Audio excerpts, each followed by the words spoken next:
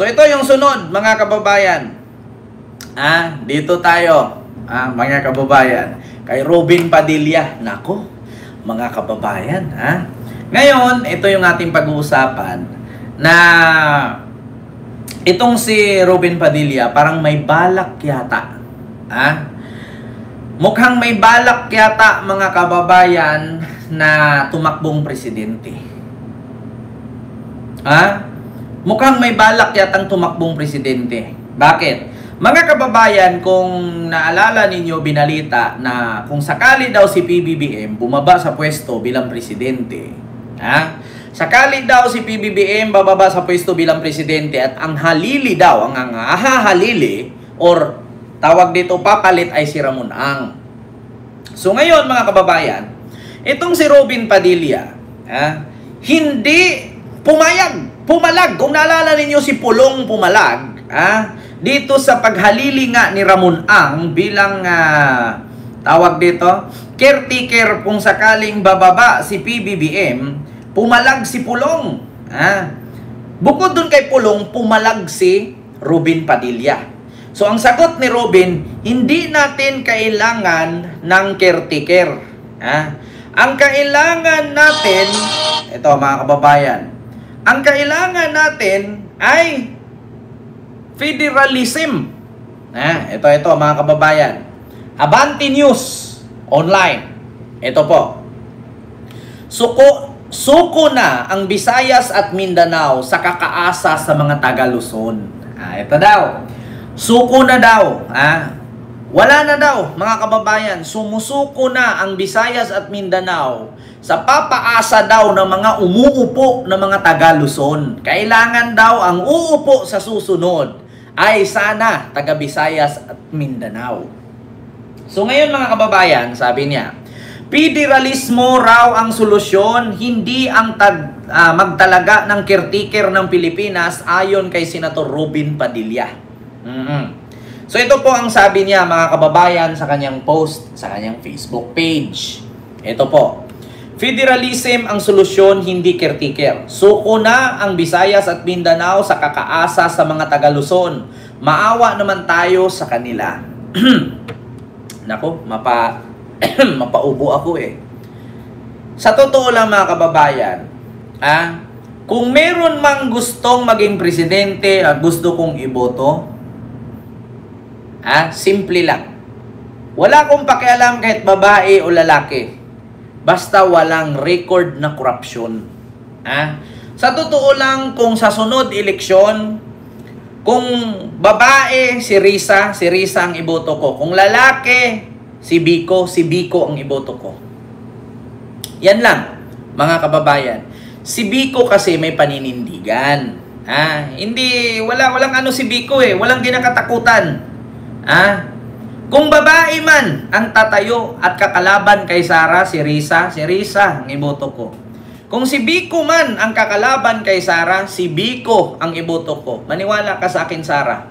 Actually, si Mama Leni Robredo hindi tatakbo yan, tatapusin pa niya yung termino niya.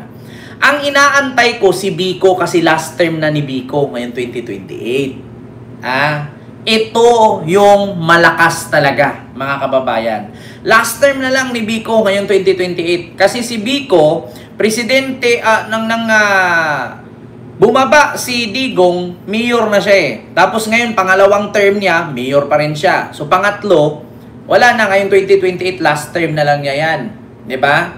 So mga kababayan, kung meron mang tatakbo na walang pahig, korupsyon at napabago talaga ang bansa, kay Biko tayo.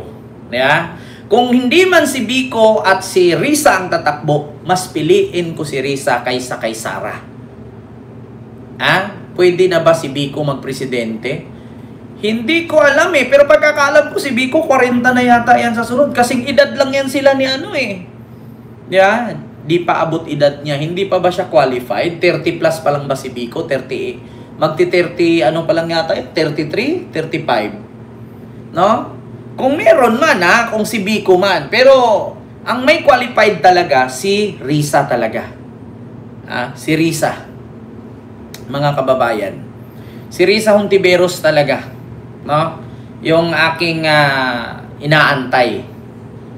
Kasi ang matunog na pangalan ngayon, si Risa. Alam mo, sa totoo lang, Senator Robin, kung meron man kaming asahan, taga Visayas, taga Mindanao, marami pwede maging presidente, taga Visayas at taga Mindanao. So, kung sakali man sasabi ni Senator Robin Padilla na suko na daw ang Visayas at Mindanao sa mga paasa ng mga politikong taga Luzon or mga namumunong taga Luzon, sino ang gusto ni Senator Robin? Sino ang gusto? Si Sara? Tapos federalism? Ito lang gusto kong explain sa inyo mga kababayan. Alam nyo ba anong ibig sabihin ng federalismo? Ganito yan. Ang ibig sabihin ng federalismo na pamamaraan sa pamamalakad sa ating bansa, no, mga kababayan, ganito yan. Ang federalism, halimbawa, Luzon, yung kikitain sa buong rehiyon ng Luzon sa Luzon lang. Yung kikitain sa buong rehiyon ng Visayas sa Visayas lang. Yung kikitain sa buong rehiyon ng Mindanao sa Mindanao lang. So ngayon mga kababayan, kung ipapatupad natin yung sinasabing federalism, kawawa ang Mindanao. Kawawa ang Mindanao. Bakit? In English, why? Sa Mindanao po mga kababayan, ilang mga probinsya or lalawigan sa Mindanao na pasok sa top 30 na pinakamahirap na probinsya sa buong Pilipinas. Maraming mineralis sa Mindanao, kaso hindi nagagamit, hindi pinahalagahan. Bakit? Matataas ang pride. Matataas ang pride ng mga politician sa Mindanao. Kapag may politiko na gagamitin ang resources ng kanilang lalawigan, maiinggit yung isang politiko, either ambusin ka para mapalitan ka. Alam niyo, sa totoo lang, kung magkakasundo lang lahat ng politiko sa Mindanao, mayaman ang resources, mga mineralis dyan sa Mindanao. Maraming resources dyan sa Mindanao. Nandyan yung gas. Nandyan yung resources ng yung Maguindanao, napakalawak na yan. Napakalawak na ng gas dyan sa Mindanao. I was born and raised in Mindanao. I know. Nandyan ang ginto. Nandyan ang gas. Diyos ko naman. Kaso lang, ang mahirap lang kasi dyan mga kababayan, ang yumayaman, mga politician lang. Pero yung kanilang mga constituent, mahihirap. Naniwala kayo na ang mga politiko sa Mindanao mahirap? Sabihan nyo ako sinong politiko sa Mindanao na walang taglilimang sasakyan. Yeah? Mahirap gawin yung sinasabi ni Robin na federalism. Si Digo nga dati kung gaano ka-powerful, hindi nga tumalab yung federalism na yan eh. Unang-una, hindi papayag ang Muslim dyan sa federalism na yan. Okay lang kung mag-federalism tayo, kung pareho tayo sa United Arab Emirates, no? Na ito yung Dubai, ito yung Saudi, ito yung Dammam, ito yung ganito, ito yung ganyan. Lahat sila, mga mayayaman sila eh. Di ba? Oo, dito sa Pilipinas, itry natin, ang federalism, ito yung totoong, explanation. Ito panood ko sa inyo Kasi, lalo pag DDS ang nanood sa atin, hindi maintindihan yan. Ito, federalism. Ito po, mga kababayan. Ayon kay Pangulong Duterte, ang federalismo ay angkop para sa Pilipinas at para sa Pilipino. Ano nga ba ang federalismo? At bakit ito nararapat para sa atin?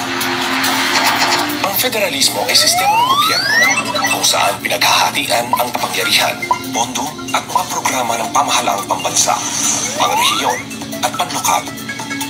Dahil dito, magkakaroon ng dagdag na tungkulin at pondo ang lokal na pamahalaan kung saan malaya itong magpatupad ng sariling programa at gumawa ng sariling malaya din mangurakot.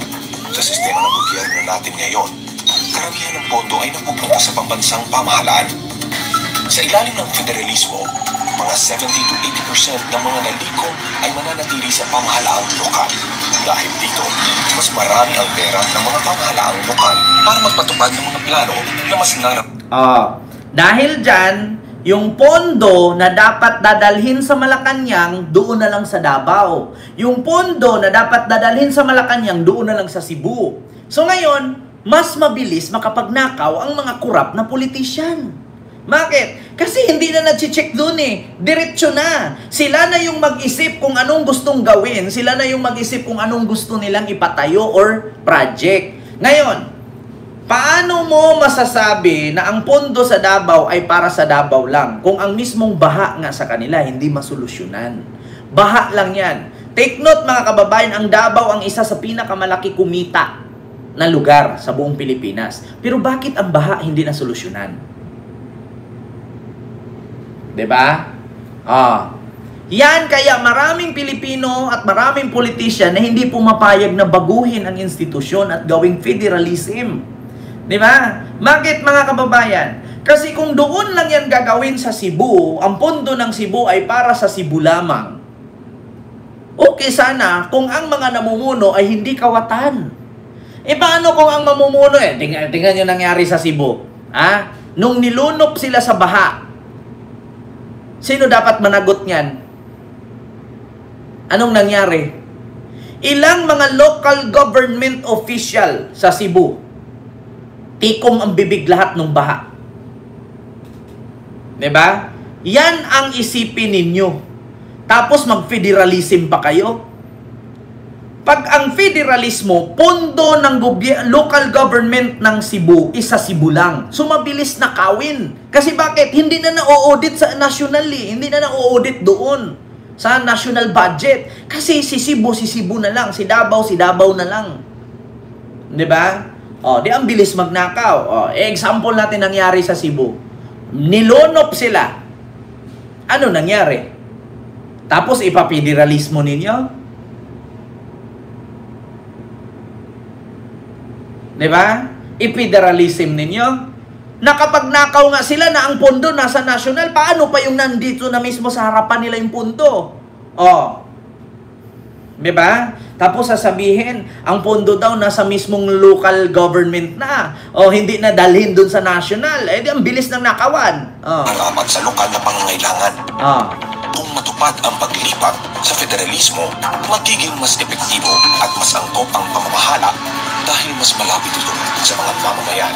Maaari itong magtaguyod ng patakaran na sensitibo sa lokal na kultura, relihiyon. Kung natuloy yung federalismo na sinabi ni Robin Padilla ngayon, mangyayari tayo, matulad tayo sa Arab country. Bakit? Yung Mindanao magiging Republic of Mindanao yan. Yung Visayas magiging Republic of Visayas yan. Yung Luzon, Republic of Luzon yan. Magugulat tayo dito. Kasi isa lang naman ang sasabihin ng mga taga Mindanao, taga Visayas at taga Luzon. Kung kaya pala ninyong mag-improve, bakit kailangan pa namin sumali sa inyo? Diba? Take note, ang Japan napakaliit naging bansa. Ang Taiwan napakaliit naging bansa. Ang Vietnam, tingnan ninyo. Ang Hong Kong, napakaliit naging bansa siya. So ngayon, may possibility na mangyari dyan. Kanya-kanya na yan. May possibility na hindi na bibitawan ni Duterte ang Davao. May possibility na hindi na bibitawan ni Garcia ang Cebu. May possibility na hindi na bibitawan ni Marcos ang Luzon. Diyos ko. Tapos kanya-kanyang nakawan. Kasi wala na eh. May possibility pa dyan na ang mga taga-Luzon hindi na papasukin sa Visayas. Ang mga taga-Visayas hindi papasukin sa Mindanao. Magiging South and North Korea ang mangyari dyan. Yan ang kadahilanan na mahahati ang Pilipinas. Dahil sa sinasabing federalism. Alam niyo kung bakit ilang senador at congressman ang hindi pumayag niyan? Kasi bakit? Yan ang kadahilanan na mahahati sa tatlo ang Pilipinas. Isang bansa tayo, magugulat tayo, nagiging tatlong bansa na. Diba? Mga kababayan, yan ang mangyayari. Kaya yung sigaw-sigaw ni Senator Robin, hindi kailangan ng caretaker, kailangan natin federalism. Kung sa kanya pa nga lang, wala na tayong nakikita kung anong nagawa niya. Tapos mag-federalism pa. Tapos paano yung mga lugar dyan na kurap? Ubos silang lahat, wala na silang kakainin kasi yung namuno, kurap. Yun ang batas eh. Federalism eh. Walang magawa yung mga tao. Kasi ang masusunod, si mayor, si governor, si congressman, si city councilor. Bakit? Wala na, may presidente tayo, pero may pasariling pinuno ang ating lugar. Di ba? Kasi federalism eh. Magiging states na ang Philippines. Magiging 3 states na siya. Luzon, Visayas, at Mindanao. May possibility pa nga dyan na magiging Dubai, magiging Saudi. Okay lang sana kung maging ganon. Maging Dubai, maging Saudi, maging Qatar, maging tawag dito Oman, maging Bahrain. Okay lang kung ganon. Mga states, United Arab, di ba? O mga ganon. Ang problema, paano kung ang Mindanao, ang mamuno dyan, puro magnanakaw, o ang Visayas, puro din kurap? Di maiiwan sila. Paano ang mga tao? Di ba? Mabilis kasi sabihin, mabilis imaginein. Pero take note mga kababayan, si PBBM nga mismong miyembro ng gabinete niya, napasukan pa siya ng akyat bahay. Marcos na yan nalusutan pa rin ng 100 billion insertion. Ang pera kasi, mga kababayan, ang pera kasi, nandyan lagi ang temptation. Kaya Senator Robin, wag mo nang pangarapin yung federalism na yan. Mawawala na lang tayo dito sa bundong ibabaw, hindi matutupad yan. Hindi matutupad yan. Magiging 3 bansa ang Pilipinas. May yung bansang Mindanao, bansang Visayas, at bansang Luzon. Mahahati. Sinong kawawa? Tao. Sinong yumayaman at umayos ang buhay? Yung mga nasa gobyerno, lalo na yung pamilya sa gobyerno. Yun. Kasi magiging dynasty yan eh. Kasi siyempre, ang mamuno dan kung sino. Halimbawa, ganito yan. Pag hindi mo gusto si Digong, sisipain yun. Papalitan. Sila lang mag-i-elect nun. Hindi na makasali ang Luzon at Visayas. Si Mindanao na mag-i-elect.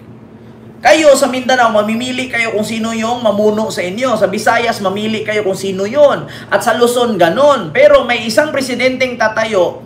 Para tayong para tayong ang mangyari diyan parang may prime minister na lang, di ba? Parang may hari at reyna na lang. Yung hari at reyna manunood na lang sa mga states, di ba? Ganun ang mangyari, mga kababayan. Ganun po 'yan. Kasi sa Pilipinas, sa Asia, mga kababayan, tayo lang kasi yung bukod tanging mga bansa na hindi katulad sa United Arab, sa Europe at sa Amerika. May mga states na kasi sila. Ang Amerika, mayroong North and South, mga states yan. Malaki ang Amerika, pero states yan. Ang Arab country, ganun din. United Arab Emirates, may mga states din sila. Dito sa Asia, wala Maliban na lang sa China, na marami siyang nakukuhang bansa. Katulad ng Macau, katulad ng Hong Kong. Ang Taiwan, muntik na nilang sakupin. Ayaw naman pumayag ng Taiwan. Kung gusto sanang gawing states ang Taiwan. Ganun yun, mga kababayan. Yung Vietnam, muntika na hindi naman pumayag ang Vietnam. Diba? Ganun yun, mga kababayan. Kaya Senator Robin, huwag mo nang pangarapin yan. Mamatay na lang tayo dito sa mundong ibabaw, hindi mangyayari yan. Pumalag si Senator Robin na gawing tawag dito, gawing caretaker si Ramon Ang. Hindi daw kailangan ng caretaker, ang kailangan daw federalism. Sinong gusto mamuno sa federalism? Si Sara or ikaw? Hindi ba? Diyos ko po. Alam nyo, ang solusyon lang talaga para mawala yung korupsyon, at totoo lang, walang tax. Hindi solusyon ng bitay, yung batas na bitay. Hindi solusyon ang batas na bitay, mga kababayan. Yung kapag nalaman mong nagnakaw, korap, ibitay. Hindi solusyon yan. Ang solusyon para walang korap, walang tax. Ngayon sasabihin, paano yan, Ken? Kung walang tax, anong ikakabuhay ng Pilipinas? Anong mga infrastruktura? Bakit naman sa Hong Kong walang tax? Nabuhay naman sila, mas maunlad pa sa atin. Bakit sa Hong Kong may tax ba? Walang tax sa Hong Kong. Bakit sa Hong Kong may tax ba? Walang tax ang Hong Kong. Imagine, remember. Pag bumili ka nga ng mga luxury bags doon walang tax Di ba kaya nga pag bumili ka doon ng mga iPhone, mura lang kasi walang tax. Kaya yung mga sapatos pagdating dito sa Pilipinas na binibili mo tag 20 mil doon, 10,000 lang. Sa Malaysia, actually meron yata tax sa Malaysia. Kaya yun, mga kababayan. Di ba? Sa Dubai, sa Brunei, sa Brunei wala silang tax kasi nga may sila oil reserve sila Di ba? So yun lang, mga kababayan, yung ating reaction sa mga oras na ito.